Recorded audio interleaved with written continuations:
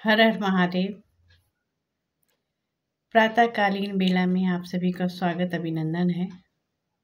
जैसा कि अभी कार्तिक मास का इसमें भगवान नारायण की ही आराधना का काल बताया गया है और इसी काल के अंतर्गत ऐसा मान्यता है कि भगवान श्री नारायण अपनी योग निद्रा से भी जागरण का काल है।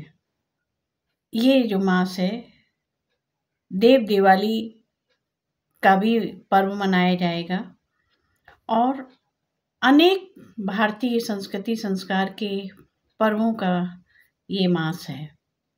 कार्तिक मास में विशेषकर भगवान श्री नारायण की आराधन पूजन, तुलसी माँ की सेवा, संध्याकालीन या जो भी हमारी त्रिकाल संध्या होती है उसमें हमें अपने इष्ट का आराधन करना, तटों के साथ ही जहाँ पर पवित्र नदियाँ हैं हमारी गंगा, यमुना, अलकनंदा, सरस्वती या अन्य और जहाँ गोदावरी है, उन तटों के हम दीपदान करें। तो इस प्रकार की जो सेवाएं बताई हैं वो कार्तिक मास की उपलब्ध है।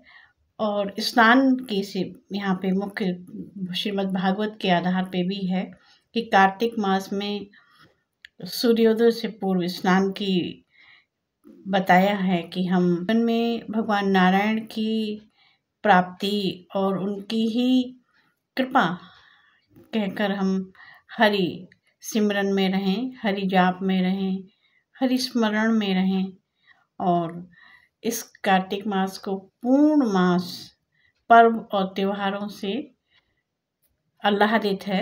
तो इसलिए हम कार्तिक मास की एक महिमा के अंतर्गत हम इसका आनंद लेते हैं।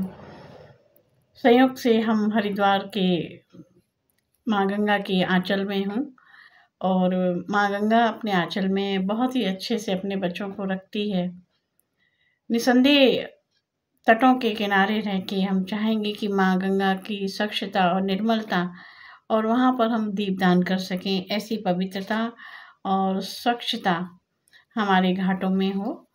इसलिए हम कार्तिक मास की ब्रज की बहुत भी महिमा है। ब्रज में चूँकि भगवान श्री नारायण की लीला नगरी है, लेकिन जहाँ परमात्मा तो सर्वत्र है, हम कहीं भी उसका अनुष्ठान ले सकते हैं।